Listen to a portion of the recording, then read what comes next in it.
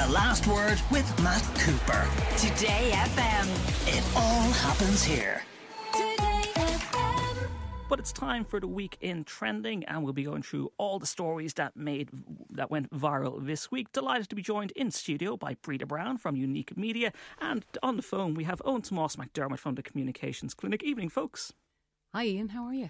Pretty good. How are you doing? Hi, Owen. How are you? I want to start off this week with a speech by Boris Johnson, the British Prime Minister, gave to business leaders earlier on this week. And I think it's fair to say it hit the headlines for all of the wrong reasons, because he, of course, lost track of his script midway through it and there was an embarrassing pause. But then he went on to discuss what he's seen as a big British success story being Peppa Pig World. And he started off telling business leaders all about Peppa Pig. Hands up anyone who's been to Peppa Pig World.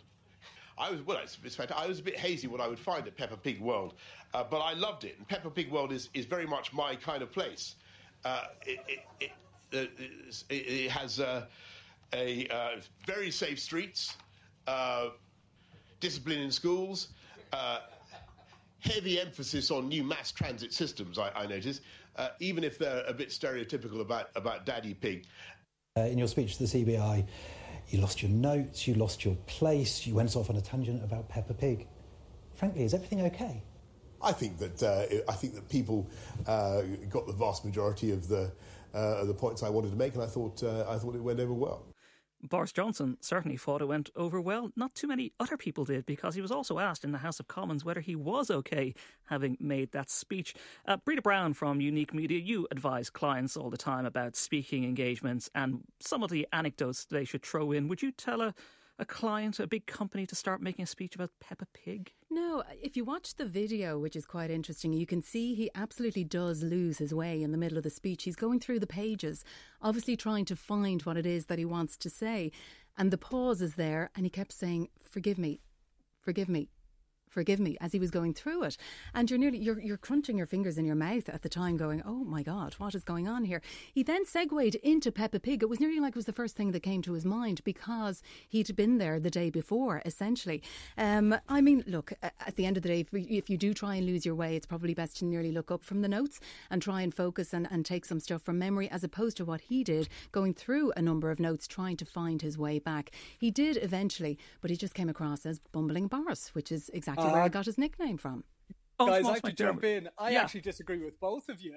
Sorry to be so blunt, but I think this is exactly what Boris Johnson wanted, that we are distracted from the substantial stuff like COVID, Britain's breaching of agreements, the sleaze and corruption within his government. And I think it is ostensibly he lost his place in the notes, because this is actually a device and a technique that Boris Johnson has used many, many times in his public speaking. You're right on that. He did it. Sorry, I was going to quote. He did it at the COP26 when he started talking about James Bond and Kermit the Frog. Yeah, this is a tactic. This is how he delivers speeches. There is an absolutely fantastic article written by Jeremy Vine 2 years ago in The Spectator that I'd recommend anybody who hasn't read it to read it. And even if you have read it, read it again, because it's highly entertaining and very insightful. But it talks about how Jeremy Vine himself was the MC of an event called the International Securitization Awards, and Boris Johnson was the after-dinner speaker. Johnson arrived late. Everybody was like, where is he going to be? And then it appeared he had forgotten where he was. He didn't know the event, and he rambled up on stage, had stories about sheep, stories about Jaws, and then forgot the punchline to a gag. And Vine said it was like watching a genius in action, because the audience loved it. They were really engaged in it. They were laughing and they were listening. And then Vine says this is my time to disagree, though. I don't believe that. If it is a tactic, it's not a successful one, because at the end of the day, he has no credibility whatsoever. He ends up being bumbling Boris all the time. We don't know what's going to come out of his mouth. And from the leader of a country perspective, that's not what you want. Yeah. No, again, you see, this is it, guys. This is what we don't want. I think we're all in agreement. A bumbling prime minister is not what we want. But this works for Boris Johnson. This allows him to hide in plain sight. He has this down to an art form. He is like Charlie Chaplin. Like Charlie Chaplin had to work really, really, really hard to look this clumsy. Boris Johnson works really, really hard to look this clumsy. And if I can finish that example of the Jeremy Vine story, though, because Vine saw him a few months later and he did exactly the same thing. It was like a stand-up comic act. And this allows Boris Johnson hide in plain sight. He is extraordinarily bright. He knows exactly what he's doing. And we need to remember the type of person Boris Johnson is. He is somebody who supported a friend who was planning to assault somebody. He is somebody who has written frequently containing racial slurs, and he is a confirmed liar. But the finishing line in Vine's piece is the question saying, is this guy for real? And I think we all need to remember Boris Johnson isn't real. What we see is a carefully manufactured version of him. And if you look at historically throughout his career, this is what he does. He even has written about the concept of the dead cat. I noticed, Owen, but the question is, at a time when Britain is going through all of these challenges, he was making a serious speech to serious people. Was that the time to introduce Peppa Pig World, even as an anecdote about how great Britain could have a success? That wasn't the time for it. This is the thing, you see, though. You've hit the nail on the head. You see, we have to separate the two things. Was this the right thing for Britain, or was this thing the right thing for Boris Johnson? And what have we learned, folks, throughout the observation of Boris Johnson's career is Boris Johnson does what's right for Boris Johnson. So that's why we need to understand he does not fit with the vision that we have of a leader, because he doesn't do it in the best interest of the state or the country that he's leading. He doesn't do it in the interest of the state that he's leading. He just comes across as somebody who doesn't know what he's at. And I know he's trying to create a character, but he's created a parody character that nobody can take seriously. And I mean, again, this is as we know, he's fabricated quotes when he worked as a journalist. He has very much an economical relationship with the truth. I mean, do we really want somebody like that running a country? We don't, though. This is the thing, though. We don't. I think we are not. I'm not disagreeing with anybody in this. I think Boris Johnson is a horrific human being, a terrible leader, and I can't understand why people buy this, but they are buying it. And this has been a careful construct that he has had. If you look back to the carefully and his performances on Have I Got News for You, his bumbling performances, Mayor of London, his approach to Brexit, everything that he does is for Boris Johnson. I think I would be ashamed if he was the leader of Ireland. Thankfully, he's not. But I think we need to separate out that, yes, it mightn't be the right type of leadership we have, but Boris Johnson is doing it for himself. So I would argue is doing it for himself. The fact that we're talking about Peppa Pig, and even one of the articles was, oh, well, he got it wrong. Hasbro now own Peppa Pig. Oh, wasn't Boris such an idiot? That's what this is, meaning that Boris has won it, because the substantial stuff that gets mattered, nobody is talking about, and we forget about. Let's move on to somebody who briefly became leader of a country this week, and this was a little bit of history being made in Sweden, who had their first female Prime Minister, Magdalena Andersson, elected, but for a very brief period of time. I really thought this was a great thing to see, that you had the election of the first female Prime Minister in Sweden, and by the time you start digesting it, she was out. What happened? 7.5 hours. That's all that she was there. She essentially was voted in, but her budget was defeated on the same day in favour of one that was presented by the opposition. And her Green allies who were supporting her basically pulled out of government. So she was in and she was out literally in the space of one working day. So she's, though, the leader of the Social Democratic Party, and she said it was best to step down because there is a constitutional practice over there that if a coalition government is a member of the coalition government resigns, then the party, has to, the leader of the party has to resign. But as you were saying, yes, 4 out of 5 at that point, countries in Finland, Denmark, Iceland, Sweden and Norway, 4 out of 5 were female leaders, which was great. So we're now back to 3 out of 5. That said, there's another vote on Monday because she has said she wants to lead a one-party government. The Greens have said, weirdly, that they will support her at this point, so she could end up back in on Monday. But it does bring to mind, really, doesn't it, what happened here with the Department of Agriculture in terms of our how many ministers we have in a couple of weeks? This is it. We had 1, then we had 2, then we had 3. We had the first one, Barry Cowan, for 17 days. We had Derek O'Leary for 37 days, and the existing one, Charlie McConalogue, is still in there.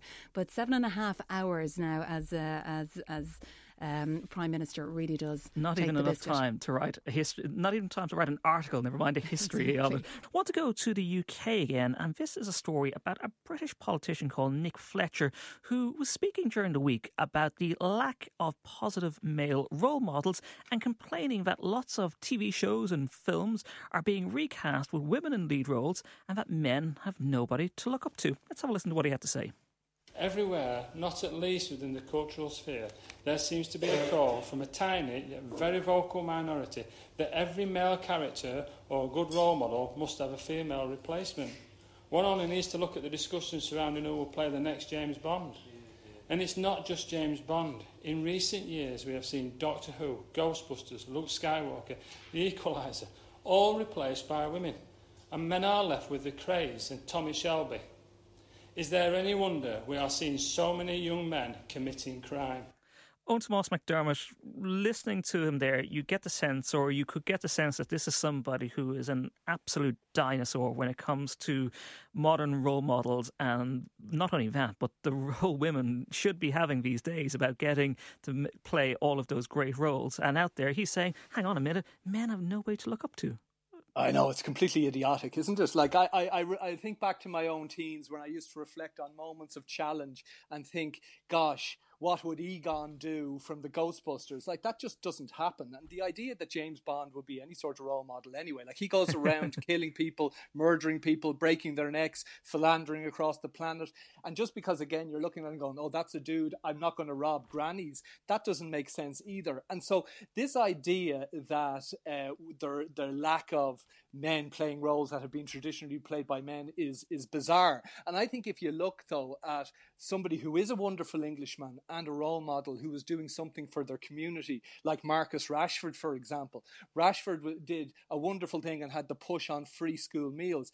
Interestingly, Nick Fletcher, the guy we've just heard to, voted against that. And I would have thought that things like school meals and looking after our young men and women and children in a way that shows that community and society cares for them is a far better way to avoid crime, rather than worrying about who plays Doctor Who plays James Bond, or who plays the Ghostbusters. Breda, it's time we probably need to accept the fact that we need more female role models, and therefore young men can look up to them as well. We do, but obviously Nick Fletcher hasn't seen kin, has he? Because the female lead in that, Claire Dunn, has been described as the female Tony Soprano, basically, and she was the crime lord by the end of the series. So what does that say then about females looking up to those type of role models?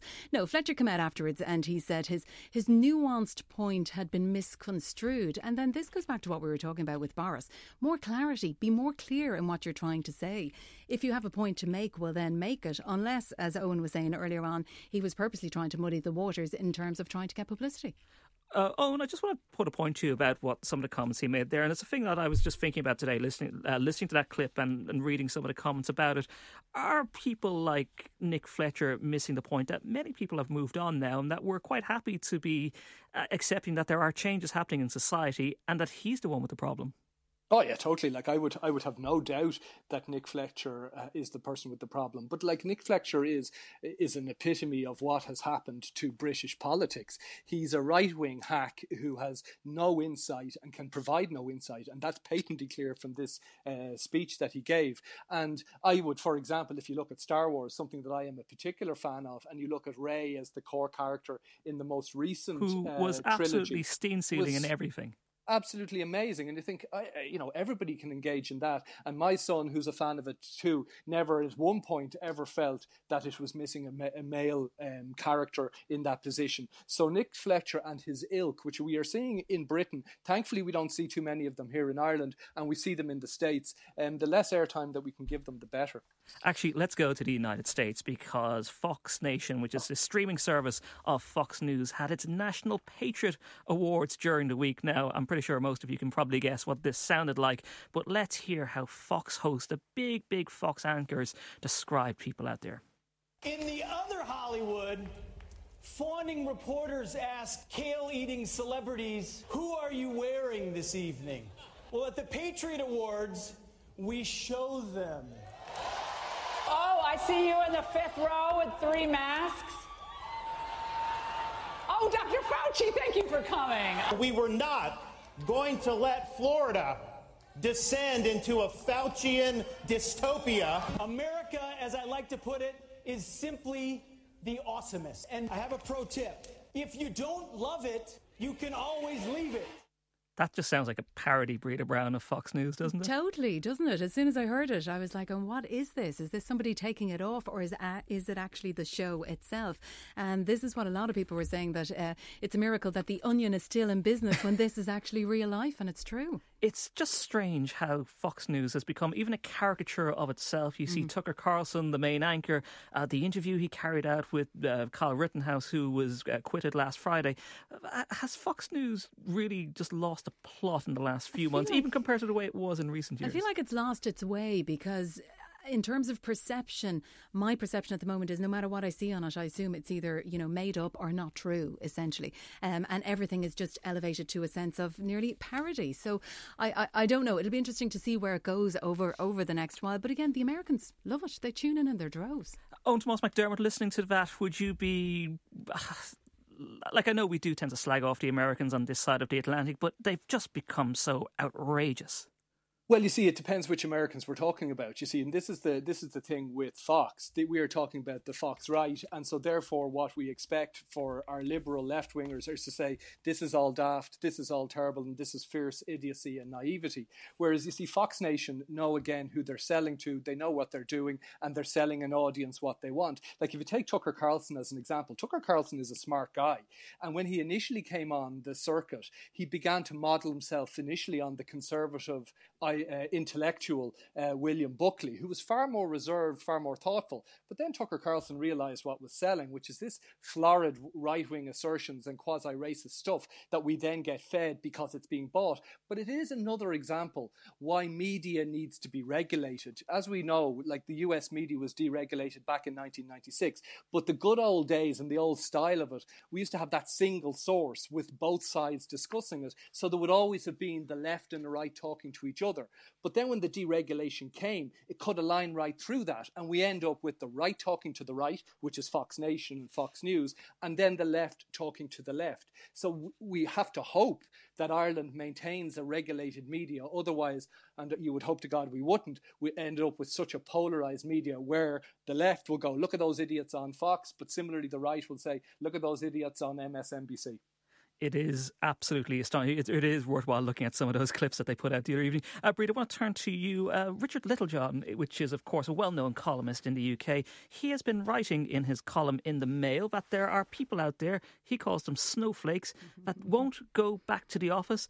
And he's telling them, get into the office or you're missing out on life. Of course, he's saying this from, where's he writing it from? Oh, wait till I see now. Florida. That's where he is. In his lovely house in Florida, where working from home is not a chore. He was commenting on a survey of 4,500 young adults who said half of them said they turned down a job if it didn't offer flexible working. Now, I think the sentiment of what he was saying in the article was probably fine, but it absolutely could have been worded better. But remember, it is Richard Littlejohn, and remember, it is the Irish Daily Mail. So again, the theme of today's show, I think, is how to generate publicity by, steering away from the facts. Because a lot of young people have come out and said, listen, we don't want to be at home. The Wi-Fi is terrible. The neighbours are noisy. We don't want it. We would prefer to be in the office. And this is a man that ends most of his columns with saying you couldn't make it up. Owen Tomas McDermott, we just have brief time. I want to pick this one out for you, of course, because Boris Becker's son Elias, he's 22 years old and a model, and he says he didn't have to be told how good looking he was. He always knew it.